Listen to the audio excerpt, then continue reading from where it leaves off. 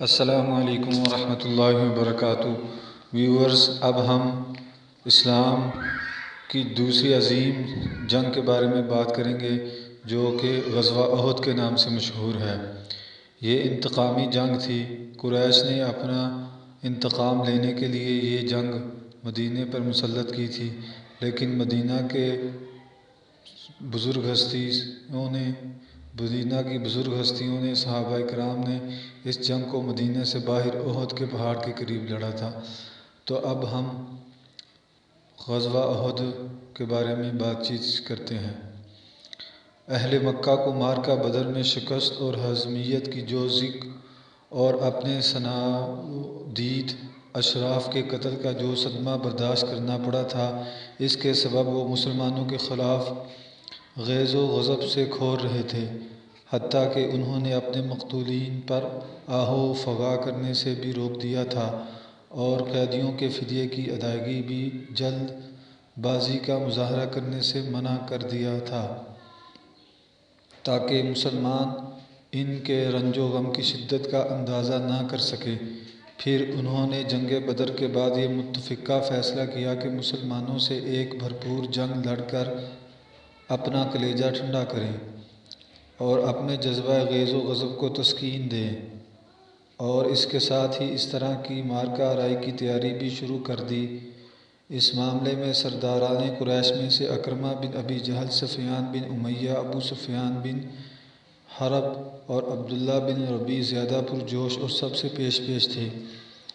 ان لوگوں نے اس سلسلے میں پہلا کام یہ کیا کہ ابو سفیان کا وہ قافلہ جو جنگ بدر کا باعث بنا تھا اور جسے ابو سفیان بچا کر نکال لے جانے میں کامیاب ہو گیا تھا، اس کا سارا مال جنگی اخراجات کے لیے روک لیا، اور جن لوگوں کا مال تھا ان سے کہا کہ اے قریش کے لوگو، تمہیں محمد صلی اللہ علیہ وسلم نے سخت دھچکا لگایا ہے اور تمہارے منتخب سرداروں کو قتل کر ڈالا ہے، لہٰذا ان سے جنگ کرنے کے لیے اس مال کے ذریعے مدد کرو، ممکن ہے کہ ہم بدلہ چکا لیں۔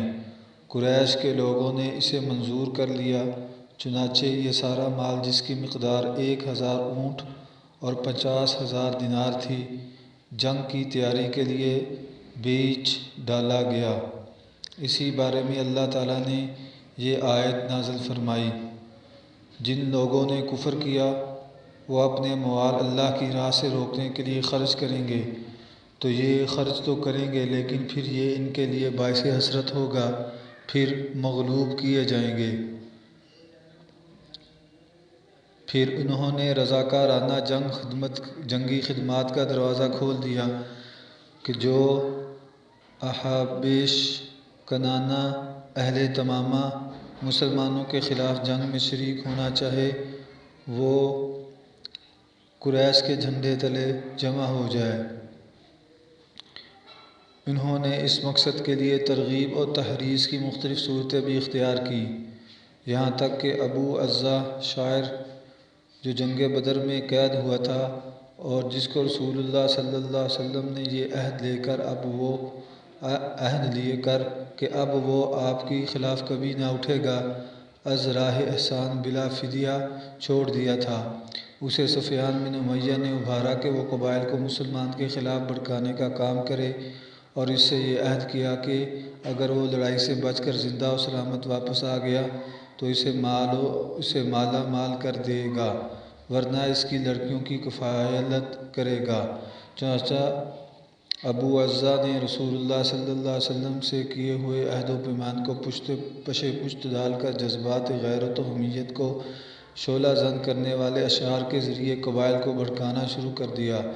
اسی طرح قریش نے ایک اور شاعر مصافع بن عبد المناف جمحی کو اس مہم کے لیے تیار کیا۔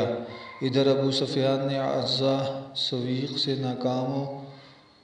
سویق سے ناکام و نامراد بلکہ سامان رسد کی ایک بہت بڑی مقدار سے ہاتھ دھو کر واپس آنے کے بعد مسلمانوں کے خلاف لوگوں کو ابھارنے اور بھڑکانے میں کچھ زیادہ ہی سرگرمی دکھائی۔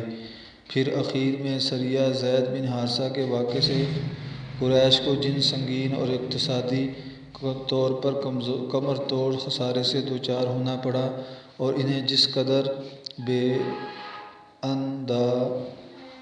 بے اندازہ رنج الم پہنچا۔ اس نے آگ پر تیل کا کام کیا، اور اس کے بعد مسلمانوں سے ایک فیصلہ کن جنگ لڑنے کے لیے قریش کی تیاری کی رفتار میں بڑی تیزی آ گئی۔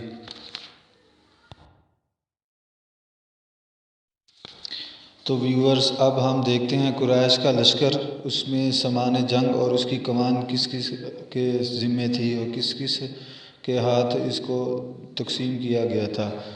چنانچہ سال پورا ہوتے ہوتے قریش کی تیاری مکمل ہو گئی۔ ان کے اپنے افراد کے علاوہ ان کے حلیفوں اور احابیش کو ملا کر مجموعی طور پر کل 3000 فوج تیار ہوئی۔ قائدین قریش کی رائے ہوئی کہ اپنے ساتھ عورتیں بھی لے چلیں تاکہ حرمت و ناموس کی حفاظت کا احساس کچھ زیادہ ہی جذبہ جان سپاری کے ساتھ لڑنے کا سبب بنے۔ لہٰذا اس لشکر میں ان کی عورتیں بھی شامل ہوئیں، جن کی تعداد 15 تھی۔ سواری و بار برداری کے لیے 3000 اونٹ تھے اور رسالے کے لیے 200 گھوڑے۔ ان گھوڑوں کو تازہ دم رکھنے کے لیے ان پر سواری نہیں کی گئی۔ حفاظتی ہتھیاروں میں 700 زرہیں تھیں۔ ابو سفیان کو پورے لشکر کا سپہ سالار مقرر کیا گیا۔ رسالے کی کمان خالد بن ولید، جو اس وقت تک ابھی مسلمان نہیں ہوئے تھے، کو دی گئی، اور عکرمہ بن ابی جہل بھی بعد میں مسلمان ہو گئے تھے، لیکن اس وقت یہ مسلمان نہیں تھے۔ ان کو خالد بن ولید کا معاون بنایا گیا، اور رسالے کی کمان یعنی گھوڑوں پر جو شاہ سوار تھے ان کا کمانڈر حضرت خالد بن ولید کو بنایا گیا، اور ساتھ معاون حضرت عکرمہ بن ابی جہل، جو ابھی تک یہ دونوں حضرات مسلمان نہیں ہوئے تھے۔ اور ابو سفیان اس لشکر کا سپہ سالار تھا، وہ بھی بعد میں مسلمان ہو گئے تھے۔ گویا یہ تینوں حضرات تھے جو ابھی مسلمان نہیں ہوئے تھے۔ پرچم مقررہ دستور کے مطابق قبیلہ بنی عبد الدار کے ہاتھوں میں دیا گیا۔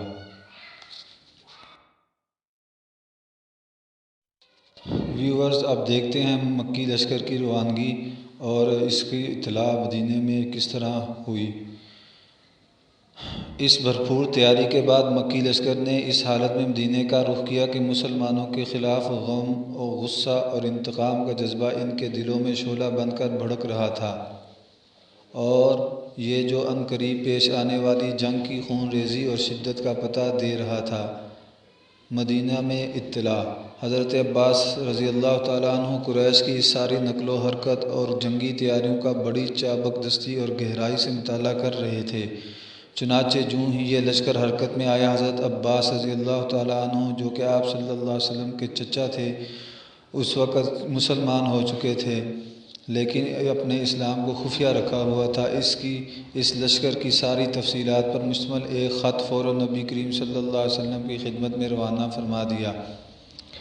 حضرت عباس رضی اللہ تعالیٰ عنہ کا قاصد پیغام رسانی میں نہایت پھرتیلا ثابت ہوا۔ اس نے مکے سے مدینے تک کوئی 500 کلومیٹر کی مسافت صرف 3 دن میں طے کر کے ان کا خط نبی صلی اللہ علیہ وسلم کے حوالے کیا۔ اس وقت آپ صلی اللہ علیہ وسلم مسجد قباء میں تشریف فرما تھے۔ یہ خط حضرت ابی بن کعب رضی اللہ تعالیٰ عنہ نے نبی صلی اللہ علیہ وسلم کو پڑھ کر سنایا۔ آپ صلی اللہ علیہ وسلم نے انہیں رازداری برتنے کی تاکید کی اور جھٹ مدینہ تشریف لا کر انصار و مہاجرین کے قائدین سے صلاح مشورہ کیا۔ ویورز، اب بات کرتے ہیں اس خط کا نبی اکرم صلی اللہ علیہ وسلم کے پاس پہنچنا اور اس ہنگامی صورتحال کے مقابلے کی تیاری۔ اس کے بعد مدینے میں عام لام بندی کی کیفیت پیدا ہو گئی۔ لوگ کسی بھی اچانک صورتحال سے نپٹنے کے لیے ہمہ وقت ہتھیار بند رہنے لگے، حتیٰ کہ نماز میں بھی ہتھیار جدا نہیں کیا جاتا تھا۔ انصار کا ایک مختصر دستہ، جس میں سعد بن معاذ، اسید بن حضیر اور سعد بن عبیدہ رضی اللہ تعالیٰ عنہم تھے، رسول اللہ صلی اللہ علیہ وسلم کی نگرانی پہ تعینات ہو گیا۔ یہ لوگ ہتھیار پہن کر ساری رات رسول اللہ صلی اللہ علیہ وسلم کے دروازے پر گزار دیتے تھے۔